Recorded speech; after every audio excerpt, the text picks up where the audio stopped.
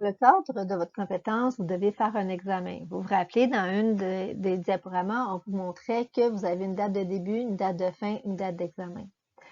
Une semaine avant votre date d'examen, votre enseignante fera parvenir par courriel un avis de convocation. Vous avez l'obligation d'accepter cet avis de convocation. Les examens se font quand? Ils se font le mercredi soir de 18h à 21h pour les examens de 3 heures et entre 17h et 17h30 pour les examens de plus de 3 heures. Ils se font où? Ils se font au Centre de formation d'émergence, qui est situé au 1415 Chemin de l'Avenir à Deux-Montagnes, au local C106, qui est votre premier corridor à votre gauche quand vous entrez dans le centre, et la deuxième porte à gauche de ce corridor. Je vous ai mentionné précédemment que vous allez recevoir un avis de convocation pour faire votre examen. Vous avez l'obligation d'accepter cet avis de convocation-là. Donc, vous allez recevoir un courriel. Dans le courriel, vous avez 3 petits boutons. Donc, c'est accepter, provisoire ou refuser. Vous avez l'obligation d'accepter.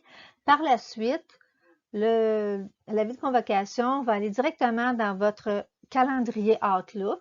Donc, regardez dans les mercredis à compter 18 heures, vous devriez voir vos avis de convocation pour les examens que vous avez été convoqués.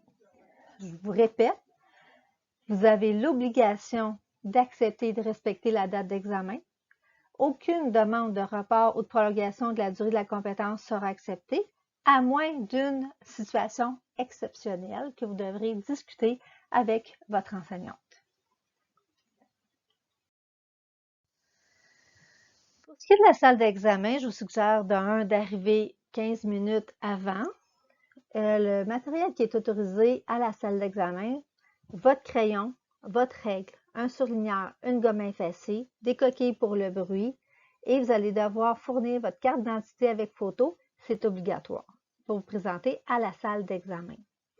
Ce qui est interdit dans la salle d'examen, c'est votre manteau, votre sac à dos, votre sac à main, votre cellulaire, un coffret à crayon et des livres de référence. Si vous avez besoin de livres de référence parce que c'est autorisé dans le cadre de cet examen-là, vous avez qu'à demander à l'enseignante, pas l'enseignante, parce que c'est une surveillante d'examen, qui pourra vous fournir soit le dictionnaire, soit de toute façon tous les manuels que vous auriez droit, vous allez pouvoir lui demander et c'est indiqué dans votre examen.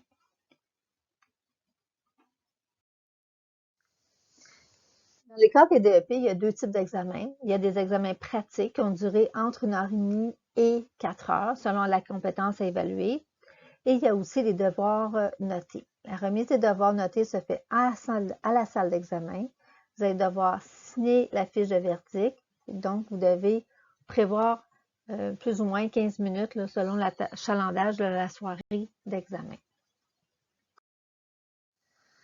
Dans le cadre de votre DEP, il y a des devoirs qui sont notés. Donc, au lieu de faire des examens, c'est vraiment un devoir que vous allez faire à la maison et vous allez devoir vous présenter au centre pour signer la fiche de verdict et aussi déposer votre devoir noté.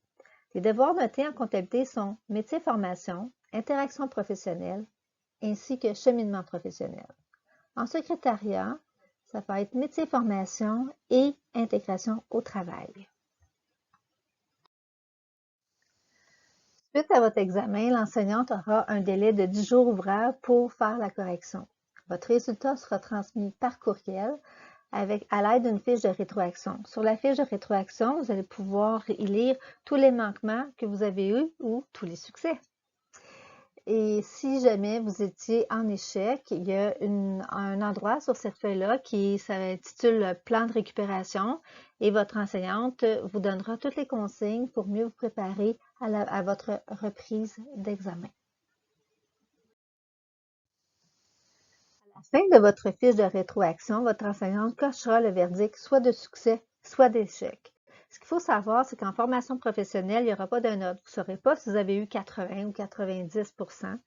Par contre, vous allez savoir si vous avez réussi ou vous êtes en échec. Donc, voilà.